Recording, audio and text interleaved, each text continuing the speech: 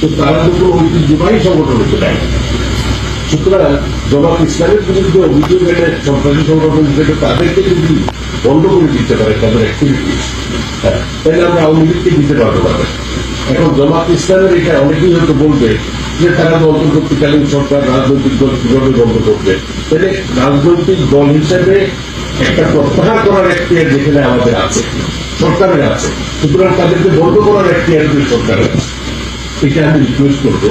যদিও সাকওয়াত সাহেব এবং আসিফ নজরুল সাহেব বলছেন ঐতিহ্যবাহী দল, তো এটাকে আমরা ঐতিহ্যবাহী দল হিসাবে মনে করি না, এবং তাদের বিগত দিনের স্বাধীনতার পর থেকে এই পর্যন্ত তাদের কর্মকাণ্ডে তারা একটা সরকারি দল হিসাবে আমরা জানি আপনার সেই সময়কার সংগ্রামের সময়গুলি জানি, এবং সেই যে 30,000 বাংলাদেশে সেই 71-এর 30শে ডিসেম্বর প্রথম সেক্টর কমান্ডার একজন গুম হয়ে যান, সেই জিনিসগুলো আমরা জানি।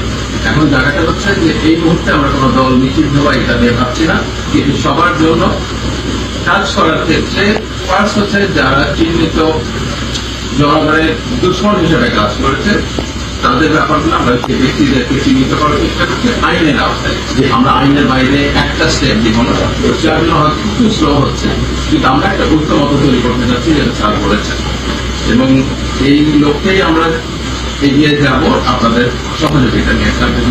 আরেকটা অনুভূতি আমার, যদিও তারেক রহমান সাহেব বলতেছে তার দলের কেউ চাঁদাবাজি করে এটা করবে না, কিন্তু সন্ত্রাসী লুটেরাদেরকে সাহায্য করার জন্য গতকালই দেখলাম গাড়ি টাড়িগুলো রেস্কিউ তাদের নেতৃত্বে ওনার চট্টগ্রাম দক্ষিণের যে সভাপতি বিএনপি তার নেতৃত্বে মোটামুটি ভাবে কত 1400 কোটি না কত 20,000 গাড়ি টাড়ি উদ্ধার করে এগুলো চেক করা হচ্ছে। এবং আমার কনস্টিটিউন্সি সহ বিভিন্ন জায়গায় আমি দেখছি বিএনপির ছেলেপেলেরাই বিভিন্ন জায়গায় সেলুট করার করতেছে। কিন্তু আমি দেখলাম গতকাল আবু মির সাহেব এবং পশুবাই আর ইয়ার ছিল আমাদের ডিপার্টমেন্টের ওরা আসছিল আপনার সাথে দেখা করে গেছে। এখন মির্জাফখরুল অবশ্য বলতেছে বারবার, কিন্তু তার কথায় তো কোনো কাজ হচ্ছে না। কিন্তু এই লুটতরা যারা করতেছে এদেরকে একটু করার মতো